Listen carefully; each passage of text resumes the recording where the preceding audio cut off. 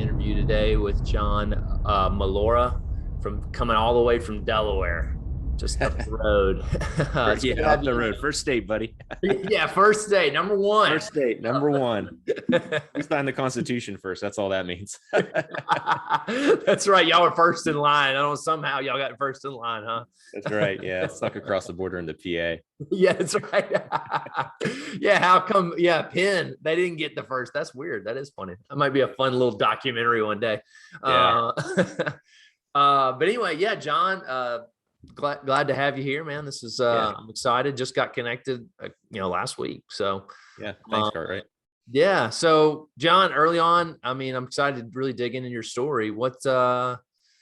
Yeah, so really early on, really pre-career, pre-adulthood, who were some of your influences that really shaped your thinking in your life?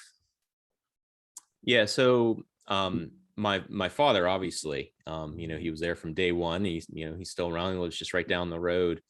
He really instilled in me the ability to make tough decisions that are truly the right thing, even though it's not popular.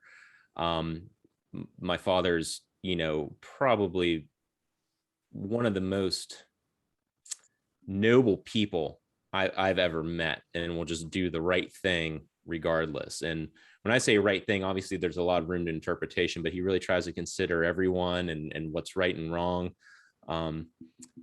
Certainly legally, he was a former state trooper in Pennsylvania, so he did that job and loved it for a number of years. So yeah, he was obviously probably the biggest person that had the influence in my life to always, he really lived, he walked the walk. When things were tough, he would do the right thing, even if it wasn't popular or there were some personal things. But from a young age, it was kind of annoying as a kid. It's like, Dad, let me ride the speedboats. It says you have to be 12, and he's like, no, you're not quite 12 yet. And that of course doesn't compute with a 12-year-old's brain. They're they're just mad at Dad for And but looking back on it, it's like, those are the kind of things that forged me into really being able to make tough decisions that weren't always popular, but were right, which served me well, and obviously my personal life, and certainly in my former career that I used to have. Yeah. Okay. So yeah, I mean, give me, I guess you left high school at 18. Is that when you moved out away from under your father's leadership and tough decisions? What'd you do after that? Yeah, when I graduated high school, I grew up in Western PA in a small steel town called Johnstown, and went to Penn State University in engineering. And tough loss on Saturday. Yeah, tough. Yeah, I've been saying that the past few Saturdays. Yeah, the one before that was terrible. Man, I was out in the backcountry backpacking with some buddies on our annual trip 2 weeks ago, and they played Illinois. And I came home and saw there were 9 overtimes. I'm like, what? What happened? And there was only like 30 points scored. I think they won 20-18, Illinois. So it was awful. But anyway, I don't want to bring the rest of the interview down, so we'll just skip past that. So when I was a side note, you did beat my team this year, so I'm not for Tiger, but okay. We'll just put that out there and leave it there, and then we'll continue the interview. We'll go take a deep breath and move on and be bigger men, right? That's what this is all about. Right, exactly. So graduated high school, and my grades were good, but school never really came easy for me. I'm much more of a hands-on practical person, so sitting in school for hours on end, just wasn't my thing. But I was fortunately, I did well enough, but I didn't do well enough to be admitted to Penn State's main campus in the fall. They kind of gave me a trial run. They said, all right, well, you can come for summer session. Let's see how it shakes out. So very soon after I graduated high school, I moved out because I had to report for classes, I think by the end of June. Okay. So graduated early June, went down to Myrtle Beach for a week with some friends, and, came home and then left. And, I lived at school full time. It wasn't like I commuted back and forth. So that was a big growing experience, getting there, especially Penn State as a campus of 40 some thousand people. Wow.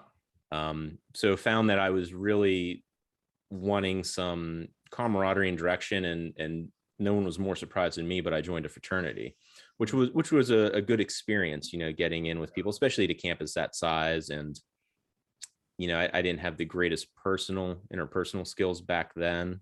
Right. And that was due to a lot of insecurities that I had that, really took me up until into my 30s to work through. So moving out, did the college thing, and it was a good experience. Unfortunately, I did have that work ethic that I developed in high school, just because school did not come easy to me. So while my buddies were all out, majoring in, I don't know, international studies or something like that, I was in mechanical engineering, which, would carry anywhere from 19 to 21 credits every semester. Wow. So fortunately, I did have that instilled in me from my dad. When you have a job, you do it, and you do whatever it takes to get it done. So, managed to graduate, not being the smartest person in the room for 4 years at Penn State, and fell into a really cool job just because of something my dad and I actually got into a huge argument over. Yeah. When I was in college, I had worked for Campbell's Soup. I did an 8-month co-op there, so worked in beautiful downtown Camden, New Jersey, which you're probably not familiar with it, but it's a really rough neighborhood, especially back in the 90s. Wow.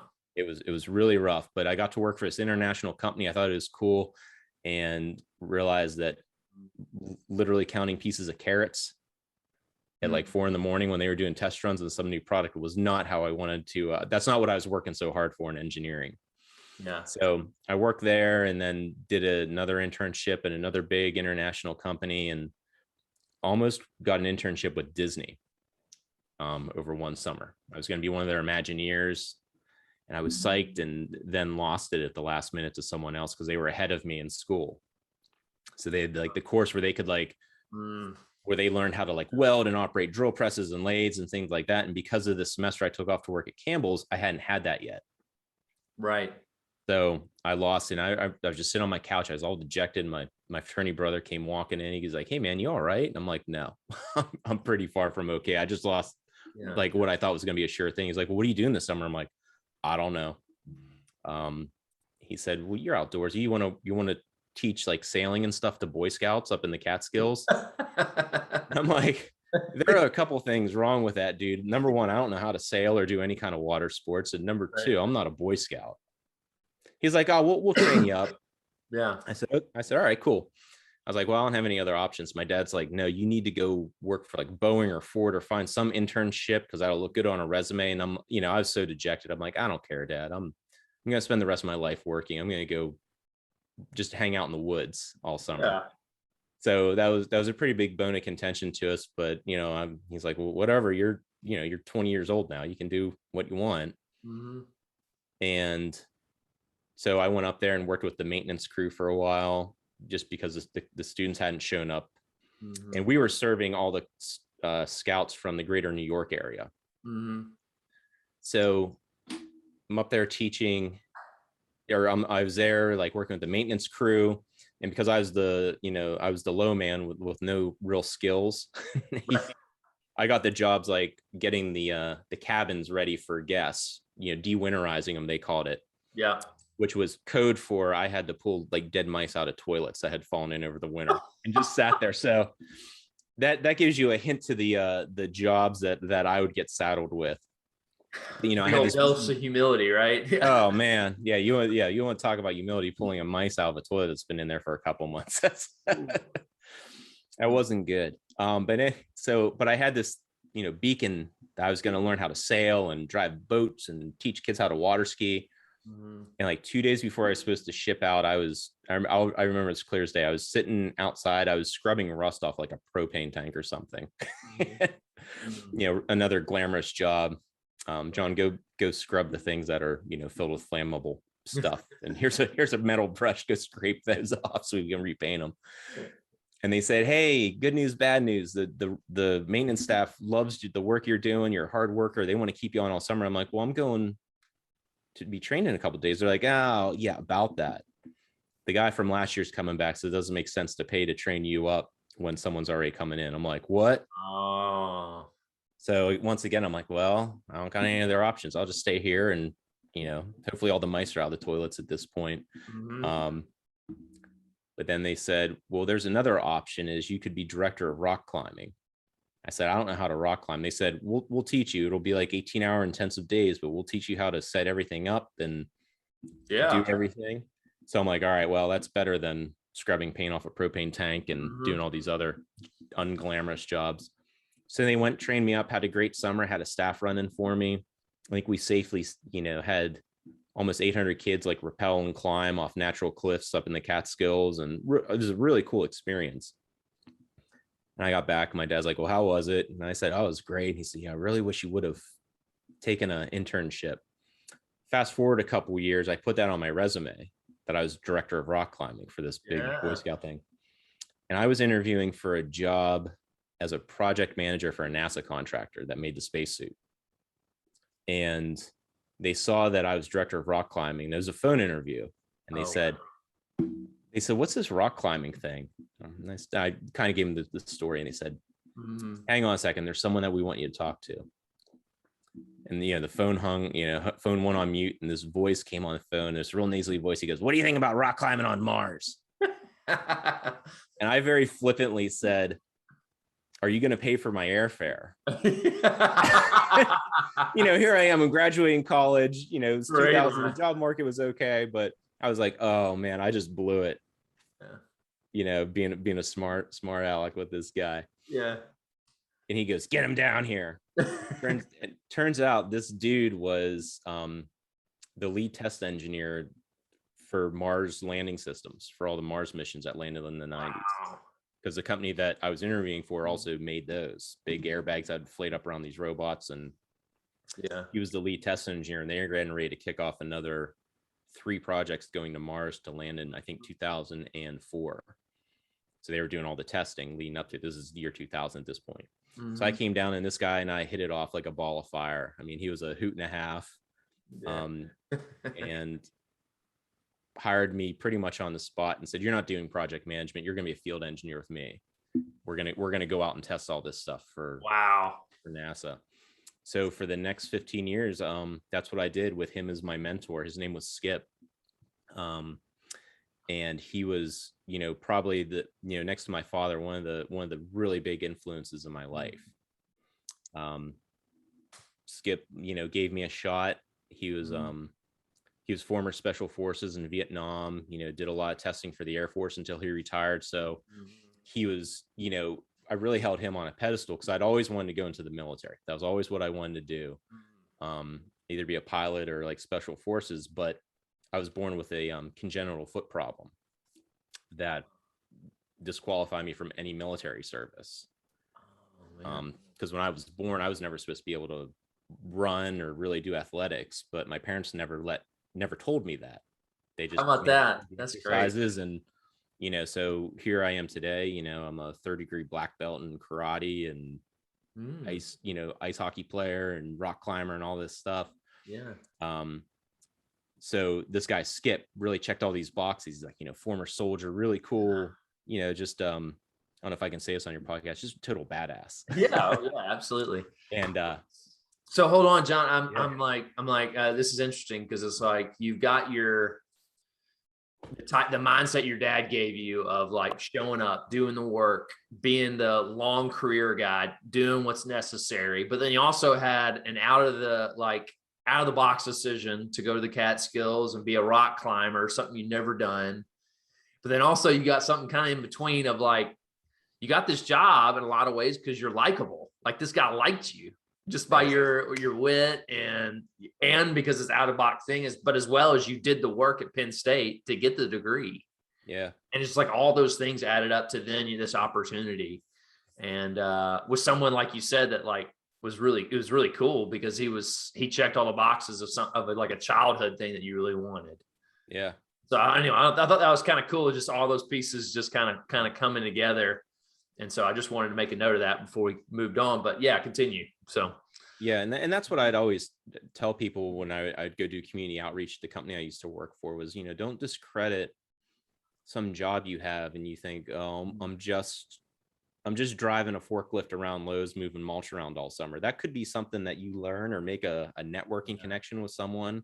Mm-hmm. You learn some skill, some unique skill that down the road, you never know how that'll serve you. Yeah. That's one of the big things that I really try to let people know is don't discredit the little things in your Mm-hmm. life. It could Absolutely. be a stepping stone, or just something to move on to the next thing that's going to be bigger and better. Right. Yeah. Yeah. So That we kind of look at our life linear. Like you're like, I missed this opportunity with Disney. Oh crap. It sucks. yeah. But then this opened up a much lower opportunity, but then that was what propelled you to the next thing. Yeah. Sometimes the drop down really is pulling us back, like almost like a rubber band. Yeah. And then we're shooting farther. So I don't know. Yeah, absolutely. And the key to that is the secret sauce is you got to be willing to do that.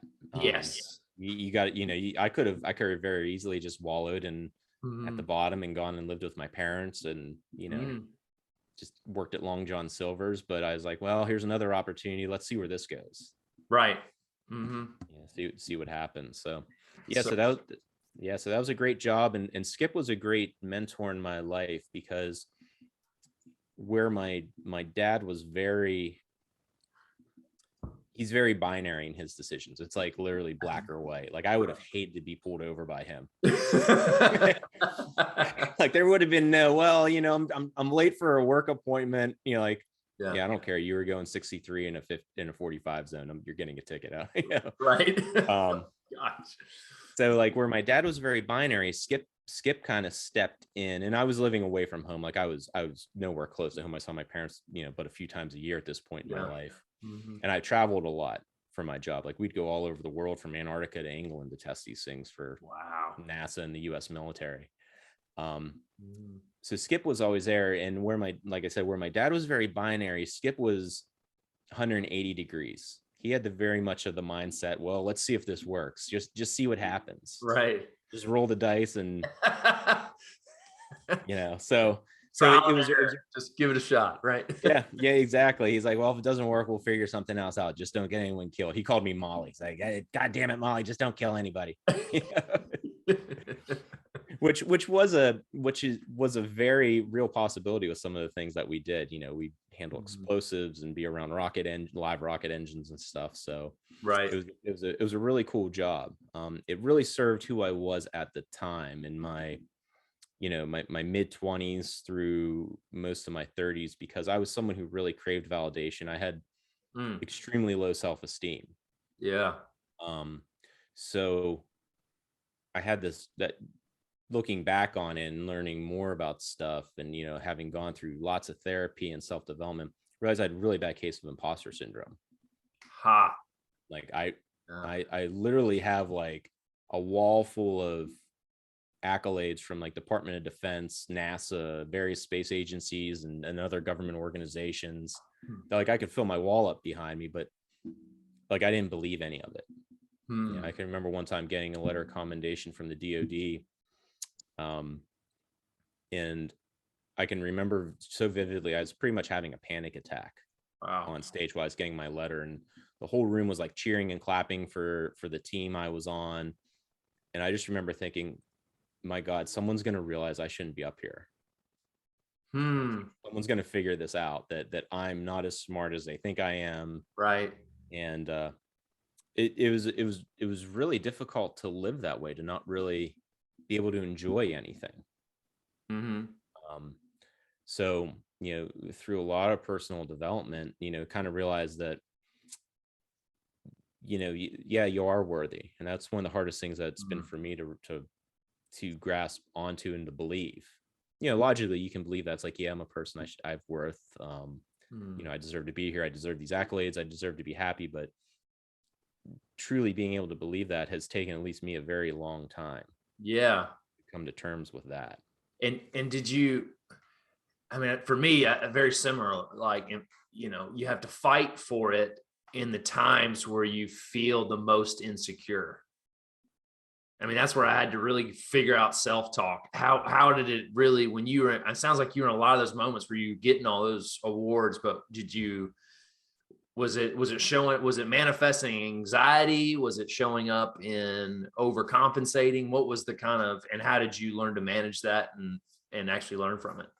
Yeah, I've um I've learned to live with anxiety probably since I was like 5 or 6 years old. And it would get pretty severe at certain times in my life.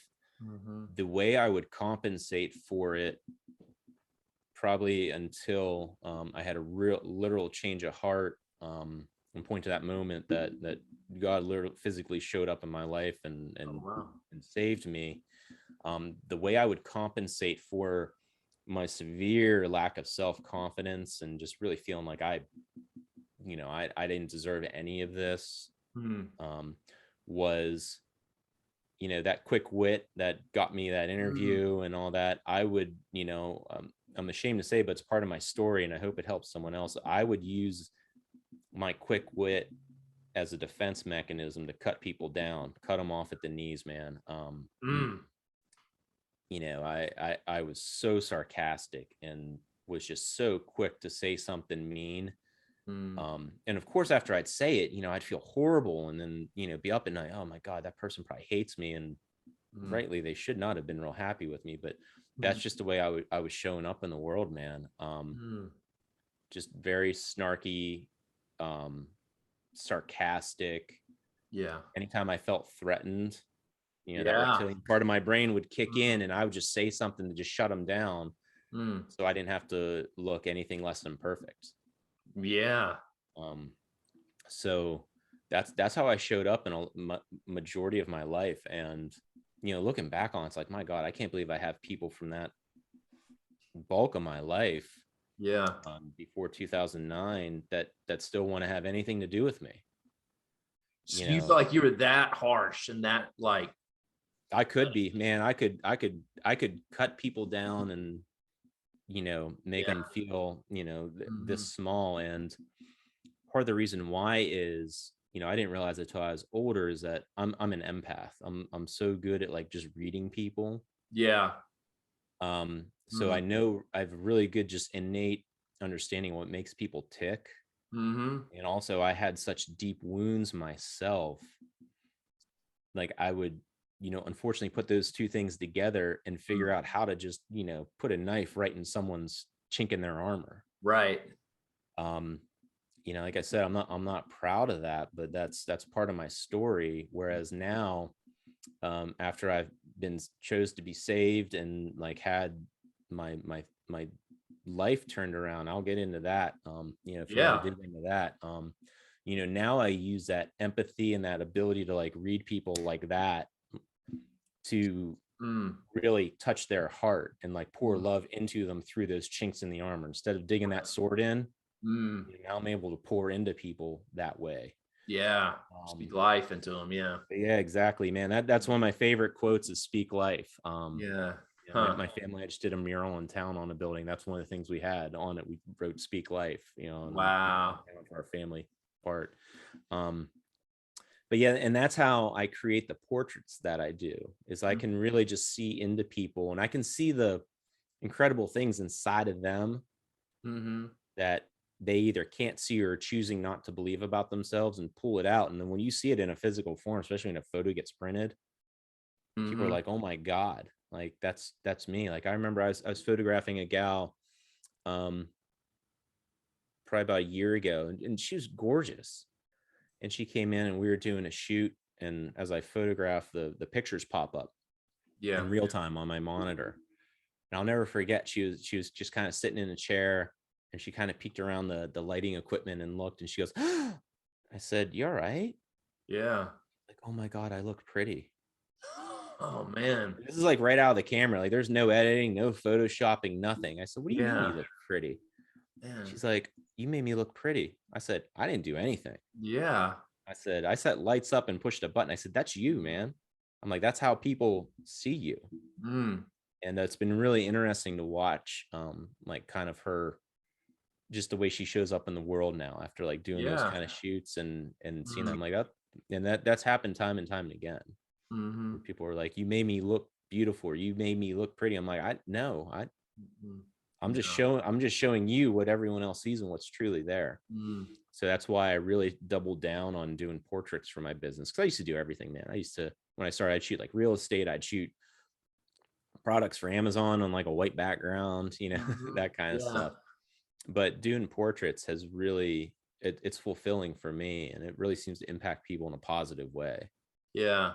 That's where I really like doing that. Man, that's so cool. I mean, just hearing your story, like, I mean, two things that are really powerful that I think, and this is what I love about this podcast and hearing people's stories. Like, we're all on this such a redemption arc, Mm-hmm. and you're really just using what's already there. Before, you used it to hurt, but now Right. you use it for good. And like, even, I mean, are you even seeing your sense of humor, your sarcasm being used in a positive way? Yeah. I really don't use sarcasm anymore. It's more Oh, like, wit, and like, if yeah. anything, I poke fun at myself. Yeah. Yeah. Man, that's good. That's really powerful. So you're working with Skip at NASA still. And Yep. yeah, so like, tell me just the evolution of that job, and what happened, and what led you to your decision to leave. Yeah. So Mhm. so I got hired on there I showed up January 15th of 2001. And I remember that because that was the same day they handed me a plane ticket and told me to get my butt on a plane a few hours later. So Mhm. I showed up my first day, in the real world. Yeah. And they put me on a plane and sent me to some test site across the country. That pretty much summed up my career for the next 15 years there. Yeah. We just get sent all over and did some really cool things. So around 2008, after I'd been there 7 years, and I'd really established myself as one of the lead engineers just based on the things we did. And Mhm. 2008 was when my first kid was born. I've 3 kids right now. Oh, wow. So yeah, my first kid was born. My daughter was born in 2008, and I'd been doing okay with like my anxiety and everything, but when she was born, I had a huge anxiety attack because one of the things, in addition to the imposter syndrome, was I was worried I was going to let people down. Mm. And one of the things, that I wish I could tell my 20-year-old self, 30-year-old self, 15-year-old self is, if you make a mistake, people are not going to abandon you and leave you like that. Yeah. That's probably one of the biggest things I wish I could go back and tell my younger self is it's okay not to be perfect, Yeah. because no Huh. one is. But even building onto that is, I just had this belief that if I did anything less than perfect in my professional life or family life, like I was just going to be left alone and like abandoned. Yeah. Huh. So Do you think that that was, I mean, not to be your psychologist or yeah. nothing, but I mean, like, imagine having a dad who is very strong-willed, perfectionist, binary thinker, that kind of got translated unintentionally to you. Is that, would you say that's where it stemmed from? Of it, perfectionism and Probably, I think that had a lot to do with it. And there were some times in my childhood where it was kind of, I'd be given ultimatums as like a punishment when I was pretty young. And being a parent now, I see why things like that were yeah. said. Um, but that's one of the dangerous things about words is you never know how they're truly going to affect someone. Yeah. So I carried a lot of that with me, or I carried that with me, and I didn't I carried it with me through much of my life. And, even now it still kind of shows up. But at Mhm. the time, this is, like I said, 2008, before I'd been saved or like had a change of just the way I show up in the world. Um, it was the first time I was left alone with my first child. My wife was home. She was always around. She was breastfeeding, which is like every like couple hours. Like there's not a lot of time for mom to Mhm. get out of there. And finally, we'd been home for maybe like 5 or 6 weeks. I'm like, dude, you just got to go to like Walmart, like go do something for yourself. Go get a Rita's at Starbucks. I don't care. Just go do something for yourself. I'll give our daughter a bottle. And my wife's like, okay. So she left, and the kid woke up and went to feed her bottle. She wouldn't take a bottle. Huh. And when I couldn't help my daughter like eat, Ooh. that unlocked Pandora's box, man, in my head.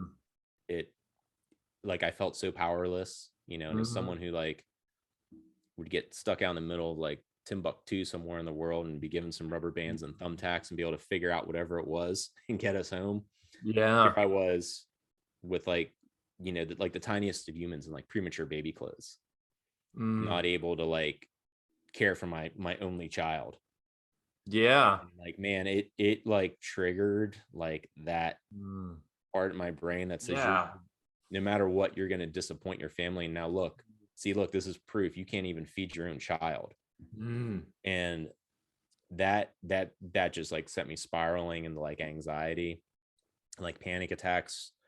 And then what really drove me to basically seeking out God was a few months after that, my best childhood friend took his own life in an intentional overdose. And he and I had been out of contact for a number of years. Yeah. And I knew he was struggling, but I was dealing with my own mental health stuff at the time, and like just didn't have the reserves to like keep reaching out to him. And got a call from a mutual friend that we grew up with that Nate was dead. And like, man, that like just blew, like it just sent me to like in a tailspin. Because I was still really having trouble with like fatherhood and, being a father, nothing's ever perfect. So Yeah. I had this like always feeling like I was inadequate at home. I'm sure the sleep deprivation of a newborn didn't help. And then to find out, my best childhood friend who I always looked up to as like an older brother, because I was an only child, so I really looked up to him. And to hear that like he had died, especially in that way, I was like, oh my God, like everything was like unraveling. And like I just couldn't pull myself together. Like I'd show up at work and like I was probably operating at like 30%.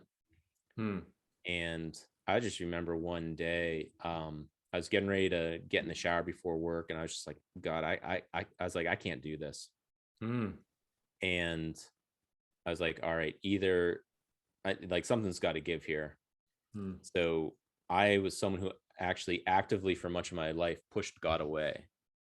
I was raised in like Catholic schools and saw a bunch of stuff there that just didn't sit well with me. And I have a somewhat rebellious and questioning nature anyway. So you couple that with, that's like, I wanted nothing to do with religion. But anyone that followed Jesus was stupid and weak and, couldn't take care of themselves. Cause I was real big on self-reliance. Like, again, going back to, I had like a lot of abandonment issues. So like, that's why I was always so resourceful, Of course, I didn't know this then. Like looking back on this, it's like, of course, so. Yeah, you don't know it in the midst of it. Yeah. But I just remember that one day, a couple months after Nate died, I just thought I have no other real options here. But this sucks living like this, like always just like on the verge of tears. And I just just said the serenity prayer. And when as soon as I finished it up and said, Lord, give me the wisdom to know the difference, it felt like a warm sensation like washed over me, man. Wow. So and I just remember thinking, I'm like, all right, either God's real or I've totally just lost my mind. Like I've totally cracked up. And I'm pleased to report it was not the latter. But yeah, ever since that day in 2009, the summer 2009, like I just started showing up differently. Like I just knew I wanted to be different. And I started, started going to church and started exercising the muscles to keep my mouth shut when I wanted to say something mean or not take things so personally, or just ask someone what they meant. Right. Yeah. They said something to me. So letting wisdom guide you versus your insecurity. yeah, exactly. So wisdom was a little bit in short supply there for a number of years, but I that, like I said, that was the day I got saved and chose to kind of start following Jesus and like the bracelet said in the 90s, what would Jesus do? Yeah. So So was your wife a believer at this time, or was she? she was raised in the church, Mm. but it was just kind of like going through the motions. Like you Yeah. went to church on Saturday or Sunday, Mm-hmm. and you played in the bell choir, and that was it. Right.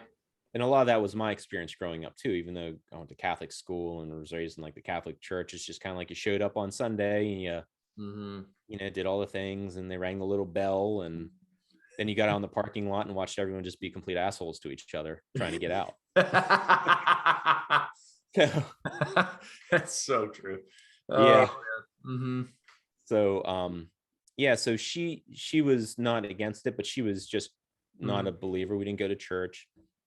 I can remember I was so nervous when I said, like, when our second child was born, our second daughter was born a few years later. I'm like, yeah, I think we should like kind of find a church. And she's like, what? And like, I like kind of told her like how I'd been like, had this change of heart and was like, wanting to follow Jesus. She's like, well, all right. So we went and found the church, and have been, active Christians ever since then, and not just, until we get to the parking lot on Sunday. Right. Man, really trying to make that kind of how we guide our decisions, and working on our faith, especially when things don't go the way we want it to. Yeah. Which happens more often than I would, of course, like, but really just trusting in the process. Yeah.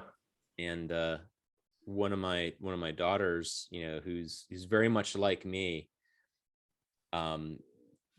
she's 10, so like when things happen that don't go well, she's like, why is God doing this to me? Why does God hate me? I'm like, that's not the reason. But with someone with such limited life experience, it's like, they don't have a lot of life to look back on, that they at least remember and be like, well, see, this bad happened, but look what good came out of it, or look how we've grown. So it's been interesting walking through that kind of beginning of a faith journey, especially with kids. Right. Well, so I'm kind of curious, just kind of backing up a little bit from your experience with your daughter and that imposter syndrome overtaking you, like where failure is inevitable, especially with something so simple but volatile, like just so important in feeding your child, like and failing at that. And I think just so many men resonate with that experience, that we feel so less than when we finally choose to engage in something that we're probably not good at, as in taking care of a child at a young age, and we engage with our kids, and we engage in something and we then fail.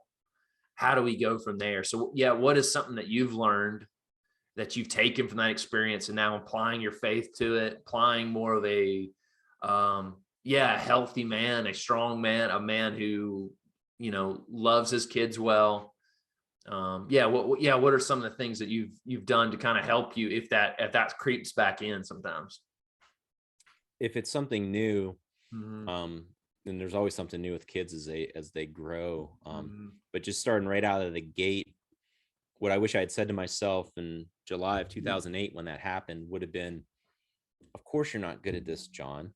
You're new at it. Like, the first time I put on hockey skates, I didn't go out there like Gretzky and, score a goal. I fell and had to push a chair around the ice rink for, a couple of weeks before I got my balance. Right. So definitely new fathers. It's like, just realize that you're new at this, and it's not because you're a man. And, when my daughter was born 13 years ago, my first one, things were really starting to shift, but there's still a lot of that old mentality. Like I'd be like getting a diaper bag out at Walmart and going to change my daughter, and would be like, oh, do you need help? It's like, no, I don't need help. I got this. Yeah. So there was still a lot of that mentality of, you're a man, so you can't do this. Right. Yeah. So it seems to be getting better. People just not assuming that just because you're a man, you can't take care of a child. But the big thing is just remember, it's a new skill. Yeah. And you're probably sleep deprived. Yeah. You know, like all new experiences, you're especially if it's your first kid, like your whole life, like you can think and plan and get all the gear at Babies R Us, but you know, until you're in the trenches, just giving yourself grace and giving your partner grace. You know, they're, you know, whoever you're raising the child with it's new for them too. Yeah. So yeah, and ask for, you know, the internet's a great resource, Right. figuring out how to do that kind of stuff. But yeah, giving yourself grace, as a new father or someone maybe who's coming into a family where the kids are a little bit older. And one of the biggest things that I've done that has helped build such a strong bond with all three of my kids. I've talked about my two daughters, and then I have a son who's 8, is admitting when you're wrong. How about that? Yeah. You're not a perfect. Yeah. Yeah. Yeah. Because I can remember, you know, there were lots of arguments with my dad growing up, but one of the things that sticks in my mind that I said to him once was, I don't know anything about you. Like I'd gotten in trouble for something, like some stupid bonehead high school boy kind of thing. Like, you know, we didn't burn anything down. No one got hurt. I just remember like just sobbing, saying, I don't know anything about you. Like, I don't know any mistakes you've made. I just see you as this like perfect person. And, you know, I'm looking at myself, I'm like, you know, I'm a complete screw up a lot of times. You know, in high school, I rebelled, had like the long hair and, you know, played in punk bands. I'm like, I don't know anything about you. So like, I really try to tell my kids, like, I admit when I'm wrong. I, you know, try to give appropriate cautionary tales of my adventures and misadventures growing up. Just to let them know that, you know, I'm not perfect and let's have discussions about things. So that's a big piece of advice too, is, you know, own up when you make a mistake, not just with your kids, but obviously with anyone. Yeah, that's good. Taking more of the skip approach, right? Just trial and error, huh? Yeah, let's see what happens. Yeah, let's just figure it out as we go. That's good. Yeah. So I guess going back to your story of leaving NASA. So how did that, with that big revelation that you had, your life changing, giving your life to Jesus, and then where does that lead to you change your job and do what you're doing now? So the company I worked for when I started there, it was a family-owned company. Okay. So it really had that vibe, and they would take on projects that were, you know, that skip approach. Let's see what happens. Like, we know we're not going to get rich doing this government job, but let's see what happens. And if for no other reason, let's take it in the name of science and see what we can figure out. A couple years after I was there, they were bought by venture capitalists. And they were pretty hands off for a long time. And then probably kind of after I had that change of heart, a few years later, they started really stepping in more, trying to make the company more marketable. Right. And obviously venture capitalists, their whole MO is to buy a company, get the profit to a certain thing, and then sell it. So even though we made good money doing these government contracts, you weren't making oodles of money. And the company had another division that made a lot of money. So they started backing out the government stuff.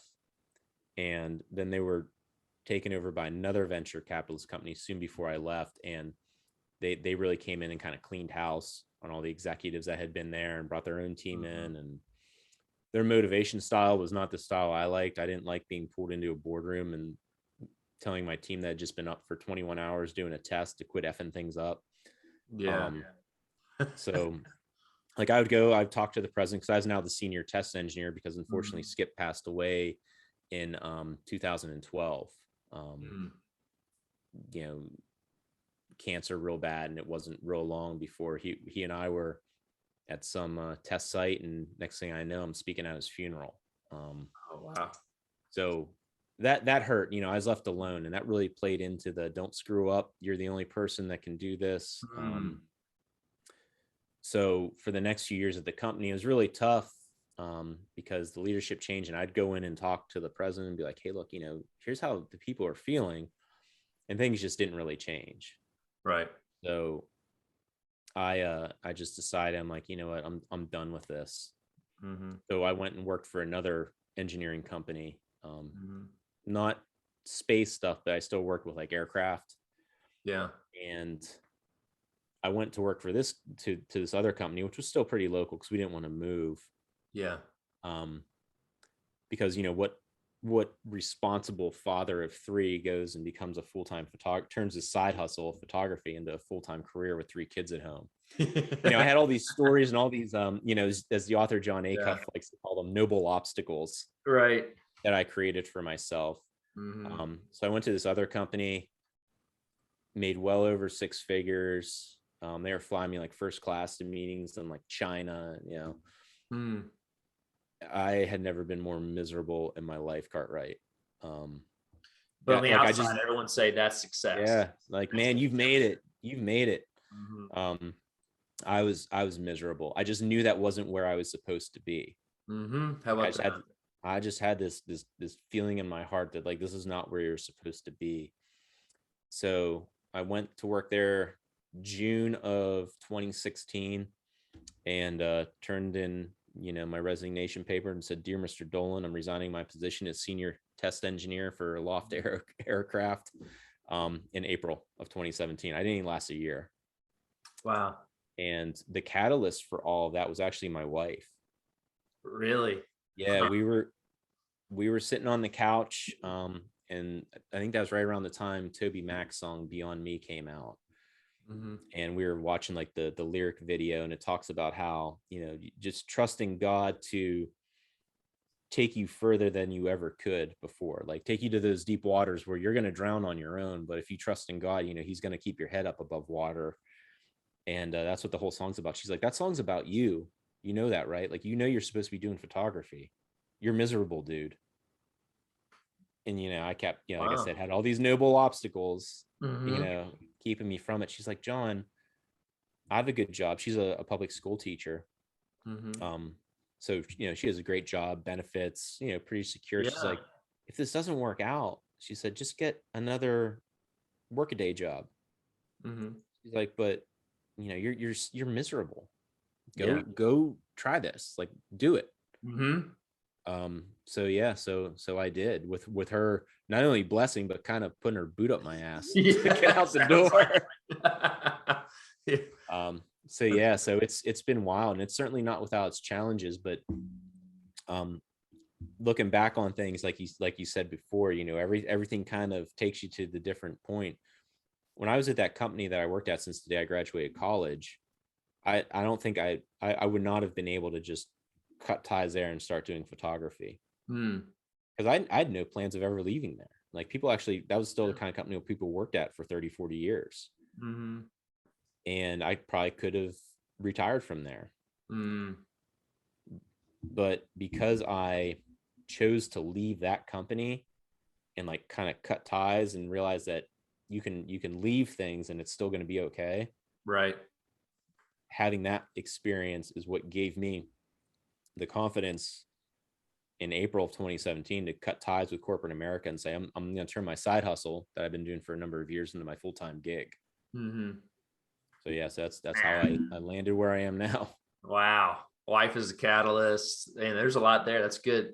When did that love of photography originate? Where did that come from? On my 7th birthday, is another one of those core memories. I remember I wanted a hamster, like you wouldn't believe. I wanted a pet hamster. Why, I don't know. I probably saw it on. It's such a 90s thing, man. I'm sorry to report that this was the mid 80s, my friend. I was born in 77. So maybe I was the leading edge of that trend, but maybe that's what it was. Yeah, you were just trendsetter. Yeah, for some reason I just wanted some rodent to take care of, and my mom, in her infinite wisdom, thought if I get this stupid thing, she's going to be the one taking care of it. Right. So we don't know why. My mom still doesn't know, but she got me a camera when I was like 7, and it was obviously film. It was back in the 80s, had like little flash bulbs that would pop, and I'd have to change them out.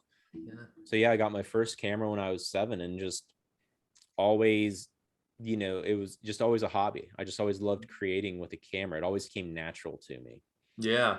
And when I was doing the test engineering job, like I said, they would send me all over, and I'd always have I'd toss my Nikon in my bag with me. Mm-hmm. And, I got to go to some very cool places. I was in Antarctica doing testing. Mm-hmm.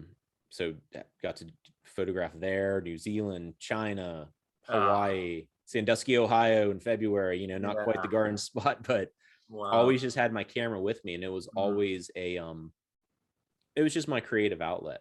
Mm-hmm. Um, so I've had to find different creative outlets since my creative outlet is now my full-time occupation. So Yeah. again, it goes back to, men just not being afraid to try something new and be a beginner at it. So I'd Right. always wanted to play in a band, and an opportunity presented itself.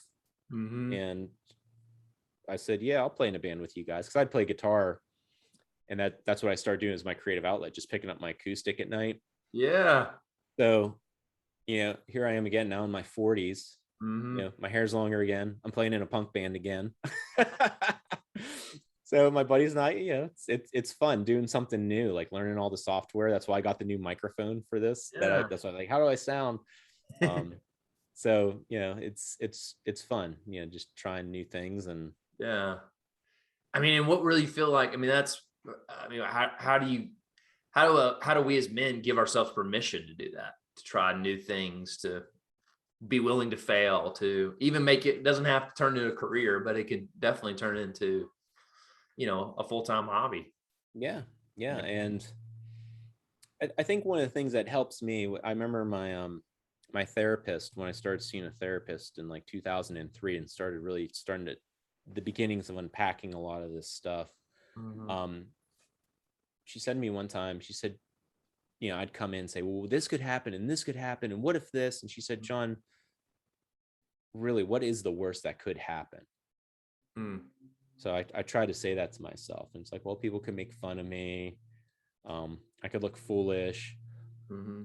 but it's actually been the complete opposite. It's kind of how I experience things after I start sharing some of my story. Because I remember the first time I ever told the story about having anxiety, I was in Toastmasters at the engineering company. And Oh, wow. Toastmasters is a public speaking Mm-hmm. organization. And I forget what the topic was, but I remember I chose to tell the story of my anxiety, because this is when I was really starting to have a change of heart. And here I am telling Wow. a bunch of men. It was mostly men at the company. It was an engineering intensive company. So at the time there's a lot of men there, Mm-hmm. former military, if nothing else, we worked on Yeah. military projects. And Mm-hmm. I can just remember how many people came up to me and they're like, that was really brave of you, and thanks for sharing that. And so many guys were like, Yeah. I know exactly how you feel, right Mm-hmm. there with you. Mm-hmm. So I think, getting back to answer your question, if you look at things from how can I help other people, other men maybe open up, and look at it through that lens, Yeah. instead of all right, are people going to make fun of me? Think hey, maybe I can help someone. I'm thinking right now, it's talking about things that happen with my dad and stuff. It's maybe I can help someone out there that's listening to Cartwright's podcast. Mm. And when you look at it through that lens, it becomes a lot easier. Yeah. And at the end of the day, a lot of times people are like, man, that's so awesome. I've had so many people come up to me. We played our first concert, and it was a train wreck, dude. It was an absolute train wreck. Within the first 15 seconds, the singer thought he was going to be cool and tossed his cowboy hat out into the crowd, knocked over the camera filming us for the live stream. The bass player was getting all into it and stepped back and snapped one of his cables, and the bass dropped out for half of the first song. So it was a complete rock and roll carnival. Right. So many people have come up, they're like, that's so awesome to watch you do that. I've always wanted to do something like that. I'm like, well, do it, man. Yeah. Take the painting class, go learn how to do pottery, or learn to weld, whatever it is, just Yeah. do it. Mm-hmm. Because it's freeing. And I think you'll find a lot of people are not that much different, and they're going to be like, oh, I always wanted to do that too. And that feels good, at least for me. I like being a pathfinder. Yeah, absolutely. And Yeah. and I mean, in the spiritual sense, we are made the image of the creator, who is therefore creative. So I think Right. all of us are designed for some creative expression. Yeah. Like how powerful that is and like fulfilling, even if like it isn't making money off of it. Right. It's still a beautiful thing. It's like soul fulfilling. So anyway. Yeah. Yeah. And also inspires others. Yeah. Through that lens, like someone else is gonna be like, oh, maybe I can do Mhm. X. I can start writing short stories. Right. Yeah. For every person who's like pointing and laughing, there's a person that's like, man, I wish I had the guts to do that. Yeah. Yeah. So that's cool. Um, well, you kind of already said it, but I feel like it was so good. I need you to repeat it. Is what would you tell your 25-year-old self that you know now? Yeah. Yeah. Telling my 25-year-old self is that you don't have to be perfect. And if you're, you know, you're an imperfect person, and just because you're imperfect or make a mistake doesn't mean people are going to abandon you right off the bat. Yeah. Just own up to your mistakes, and then also do the work to figure out how to get better next time. The guy that was my supervisor after Skip, he said, John, I don't care if you make a mistake. He said, but if you make the same mistake, then I'm going to be pissed. He said, so if you screw up, just screw up differently next time. Right. And you know, I always, you know, Carl's words echo in my ears when, you know, every time I make a mistake, it's like, all right, well, don't do that again. Oh, that's funny. That's good. Yeah. Oh man. Well, yeah, John. So where can people find you? What's something you're doing now that a lot of my listeners need to know about? And so we'd love to hear more about that.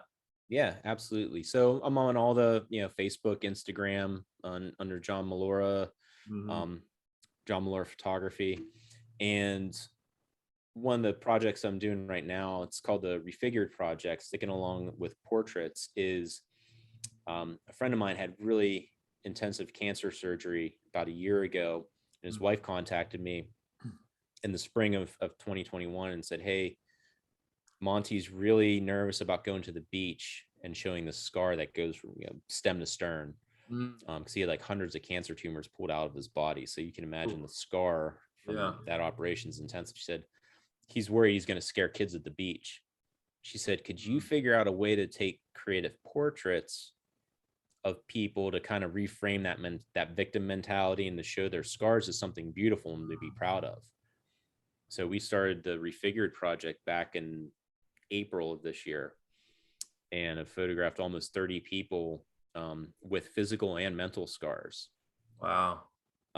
Coming in, a lot of veterans have participated. Obviously, a lot of physical scars there, but also talking about the emotional wounds, that they receive, in their time in the service. And I've been really pleased with the amount of men that have done it, because that's usually not something, as a rule, men get into, is talking about how they feel. So it's really cool to see that shift with men talking about it. So yeah, that's called the Refigured Project. And the really cool thing is it's starting to take off across the country. I've had photographers contact me from across the country and say, hey, can I do a shoot? And it was a come to Jesus moment for me when I thought, man, if I let this other photographer do this shoot, it's no longer going to be totally credited to me. Just being real here, man. I was being very selfish, and I thought, do you want to like get this glory, or do you kind of want to, help as many people as possible? What would Jesus do? Yeah. And I chose, it's like, it's not about me, so let's help as many people as possible. So now we have multiple photographers doing it across the country, and if anyone has a talent for writing, I'd love to talk to them, because during the photo shoots, we record like what the people are talking about, what brought them in, and we turn that recording over to our writing team, and they craft these like beautiful narratives from these stories. Wow. And create these social media posts, and that's the Refigured Project. It's on Facebook and Instagram. So love for people to check that out and be involved as a shooter, a subject writer, cheerleader. Yeah. Absolutely. Yeah, that's so good, John. Yeah, I mean, just doing something that's so much bigger than yourself, but that just idea that just shows the power of it. Man, but it's so cool that you kind of kicked that off. So Well, I appreciate you coming on. I had a blast. Loved your story, John. Thanks for being so in tune to, just who you are and where you came from and who you are now. It's really cool. So I'm sure everybody's going to really enjoy it. So Cool. Yeah. Appreciate the opportunity, Carter. Right. Thanks, man.